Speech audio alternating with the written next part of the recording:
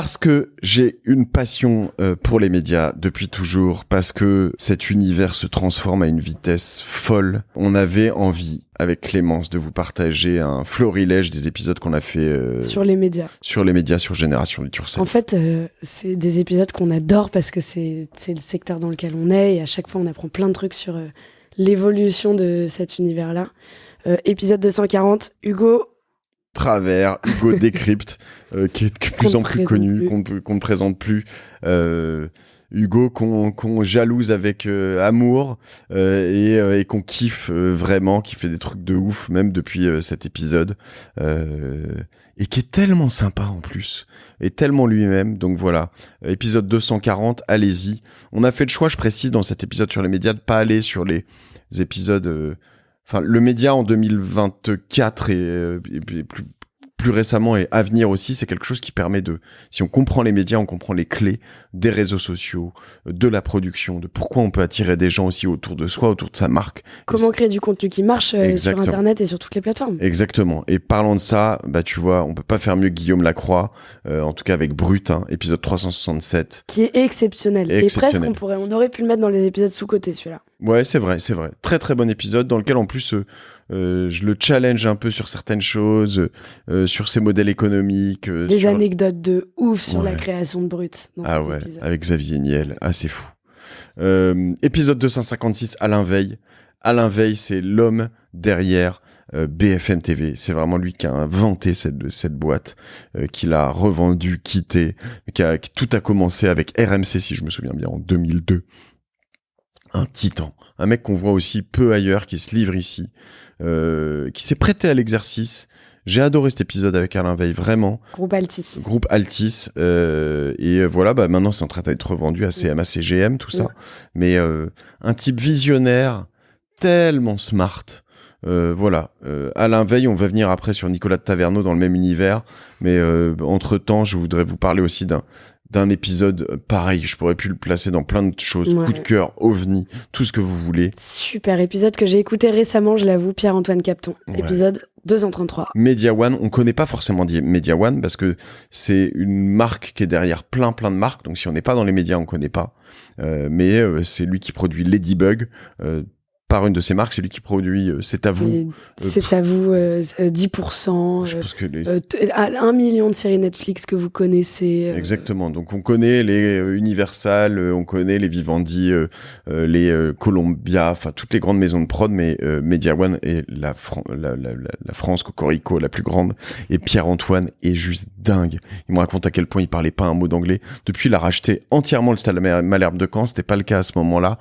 Il a investi dans plein d'autres choses. Et c'est un type pareil, sympa, accessible, très relax, et qui pourtant doit être intense au travail, hein, je pense. Amadou Ba, dans un tout autre registre encore. Bouscapé. Beaucoup de gens connaissent pas Bouscapé, c'est un truc générationnel. C'est le premier média rap, hip-hop, culture urbaine.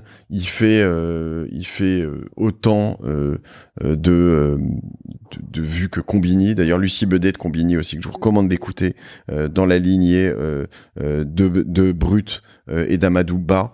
Voilà, épisode 251, Amadou. Amad, le cœur, le sang, extraordinaire comme épisode. Et puis des gens qui viennent, tu vois, Amad comme Paul Lay de Sergi, qu'on montait des trucs avec la force du poignet. Et puis c'était artistique au début, c'était que de la vidéo. Ils comprennent le monde dans lequel on vit, ils arrivent à faire venir des marques que personne ne touche, tu vois, du Nike, du Apple, qui viennent chez Amad parce qu'ils ont compris que Bouscapé, c'était là où ils pouvaient, des endroits qu'ils veulent soutenir, et puis c'est là où ils pouvaient toucher vraiment leurs audiences. Super intéressant. Fidèle, ouais. Ah, celui d'après. Ah, un autre bonbon. Mon idole, Alexia Laroche-Joubert. Quelle femme. Ah ouais, c'est incroyable. 278. Elle est incroyable. Elle est incroyable, et dans l'épisode, elle est incroyable. Mais dans la vie, elle est incroyable. En fait, elle a une vision, elle a une vista, mais hallucinante, et à la fois, tout en n'étant pas dans un truc où je vais déchirer tout le monde pour pouvoir y arriver, elle est hyper douce, hyper ouverte, t'as l'impression qu'elle peut donner sa chance à tout le monde. Enfin, elle a un truc dingue, Alexia. Dingue. Je pense que ça, vous pouvez y aller. Et puis ça, on aurait pu le mettre dans les épisodes adorés parce que vous avez adoré Alex. Tout le monde a adoré cet épisode. Tout le monde nous en parle encore aujourd'hui. Un autre ovni adoré, Nicolas de Taverneau. Alors Nicolas de Taverneau, c'est le fondateur d'M6. On a eu in extremis. Ouais. Parce que maintenant, il a donc quitté M6, a pris sa retraite après avoir tenu pendant des années. Je suis pas sûr, je crois que c'est connu que c'était pas totalement voulu de sa part, mais en l'occurrence, non, je crois, je sais pas. En tout cas, il a repoussé l'âge de la retraite officielle. Nicolas, qui peut paraître un peu austère tu vois, comme ça, en fait, il se lâche, il nous livre plein de trucs. Je vais pas dire que c'est un épisode rigolo non plus, mais c'est quelqu'un qui c'est un épisode très sympathique. Ouais, parce qu'il raconte toute l'histoire d'M6, en fait, et tu reviens dans des trucs de M6 à l'époque. Bataille d'antenne, quoi, sur le territoire, pour manier le territoire. Ouais. Et en fait, je trouve ça inspirant parce qu'aujourd'hui, on a d'autres enjeux dans les médias. Mais c'est pareil, il faut comprendre les sous-jacents, quoi. En fait, c'est aussi l'histoire de quelqu'un qui était là au tout début d'un truc. Et donc, il a fait partie d'une époque où, en fait, il y avait des antennes libres. La création d'M6, c'est parce qu'il y avait une antenne qui se libérait. Ils se sont battus, ils l'ont eu.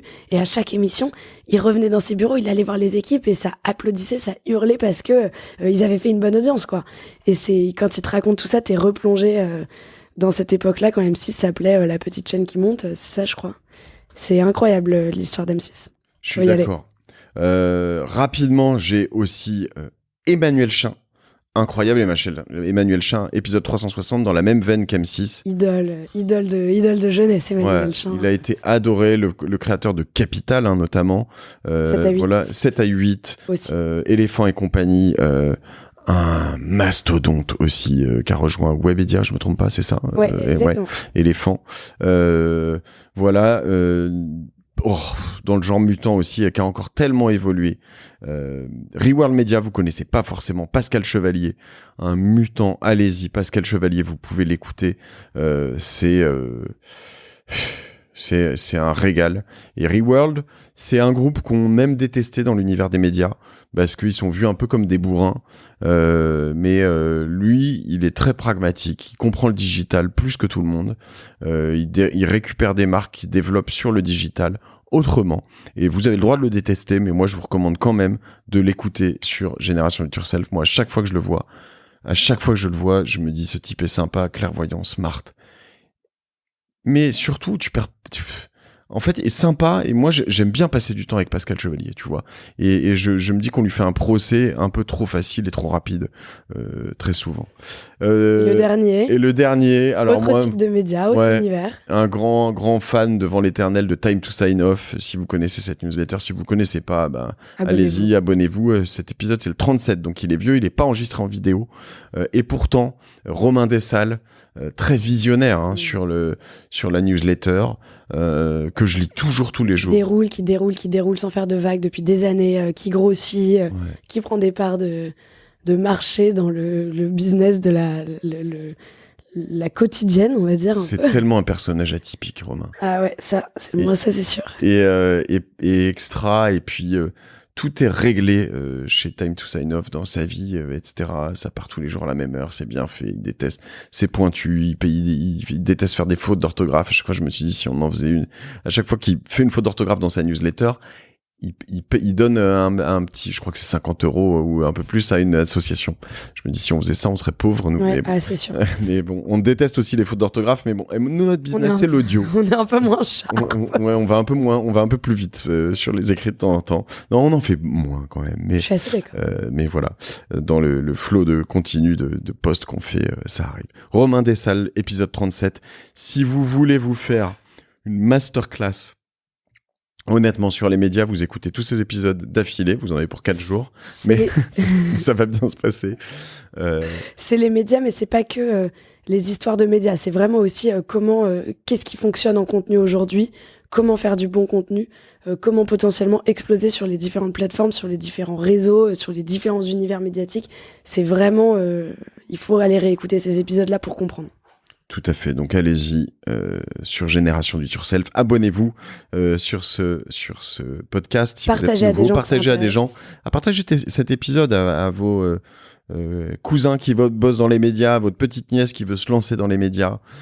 Honnêtement, moi j'étais fasciné par cet univers, médias, cinéma, production, etc. On pourrait même ajouter Noolita, hein, d'ailleurs, dans un univers proche. On pourrait ajouter Patrice Haddad. Patrice Haddad, évidemment, première heure récemment. Président du club Le Red Star. En plus, voilà. Deuxième club parisien. Un des plus gros producteurs de pub. Et voilà, on a fait beaucoup de médias, mais j'aurais écouté ça pendant mes études ou avant mes études, mais j'aurais gagné 4 ans, hein, honnêtement.